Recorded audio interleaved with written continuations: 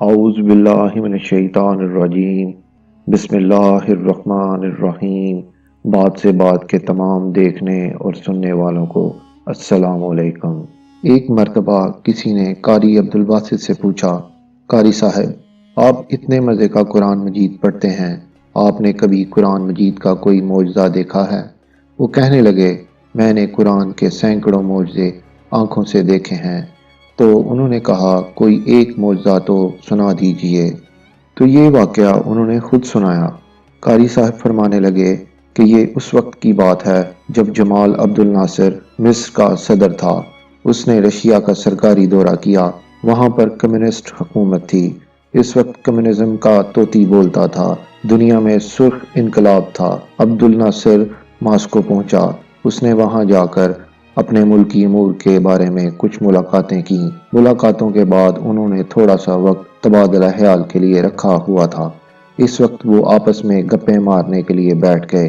جب آپس میں گپیں مارنے لگے تو ان کمیونسٹوں نے کہا، جمال عبد الناصر تم کیا مسلمان بنے پھرتے ہو؟ تم ہماری سرخ کتاب کو سنبھالو جو کمیونزم کا بنیادی محض تھا، تم بھی کمیونسٹ بن جاؤ، ہم تمہارے ملک میں ٹیکنالوجی کو روشناس کرائیں گے، تمہارے ملک میں سائنسی ترقی بہت زیادہ ہو جائے گی اور تم دنیا کے ترقی یافتہ ملکوں میں شمار ہو جاؤ گے۔ اسلام کو چھوڑو اور کمیونزم کو اپنا لو۔ جمال عبد الناصر نے انہیں اس کا جواب دیا تو صحیح، مگر دل کو تسلی نہ ہوئی۔ اتنے میں وقت ختم ہو گیا اور وہ واپس آ گیا، مگر دل میں کسک باقی رہ گئی کہ مجھے اسلام کی حقانیت کو اور بھی زیادہ واضح کرنا چاہیے تھا۔ جتنا مجھ پر حق بنتا تھا میں اتنا ادا نہیں کر سکا۔ 2 سال کے بعد جمال عبد الناصر کو ایک مرتبہ پھر رشیا جانے کا موقع ملا۔ قاری صاحب فرماتے ہیں، مجھے صدر کی طرف سے لیٹر ملا کہ آپ کو تیاری کرنی ہے اور میرے ساتھ ماسکو جانا ہے۔ کہنے لگے، میں بڑا حیران ہوا،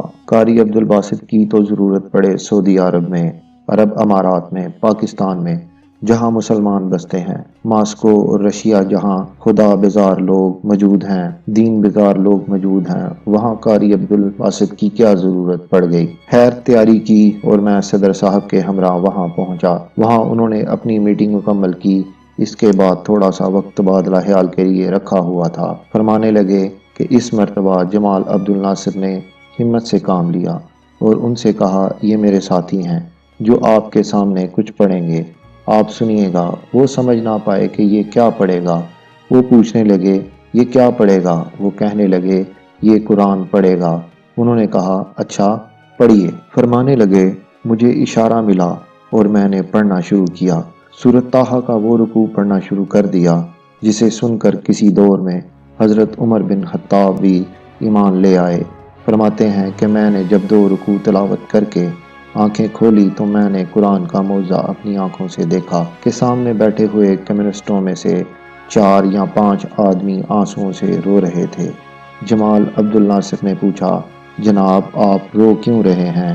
وہ کہنے لگے، ہم تو کچھ نہیں سمجھے کہ آپ کے ساتھی نے کیا پڑھا ہے، مگر پتہ نہیں اس کلام میں کچھ ایسی تاثیر تھی، ہمارے دل موم ہو گئے ہیں، آنکھوں سے آنسوؤں کی جڑیاں لگ گئیں، ہم کچھ بتا نہیں سکتے کہ یہ سب کچھ کیسے ہوا۔ سبحان اللہ، جو قرآن کو مانتے نہیں، قرآن کو جانتے نہیں، اگر وہ بھی قرآن سنتے ہیں تو اللہ پاک ان کے دل موم کر دیتا ہے اور ان کے دلوں میں تاثیر کو پیدا کر دیتا ہے۔ دوستو، اگر آپ کو ہماری ویڈیو اچھی لگی تو اسے لائک کریں، شیئر کریں اور کمنٹ باکس میں اپنے خیالات کا اظہار ضرور کریں، اور ہمارے چینل کو سبسکرائب کر دیں اور بیل آئیکن کو کلک کر دیں تاکہ ہماری ہر نئی آنے والی ویڈیو کا نوٹیفیکیشن آپ کو ٹائم پر مل سکے۔ اپنا اور گرد و نواح کے لوگوں کا بہت خیال رکھیں۔ آئندہ پھر حاضر ہوں گے ایک نئی ویڈیو کے ساتھ۔ اللہ حافظ۔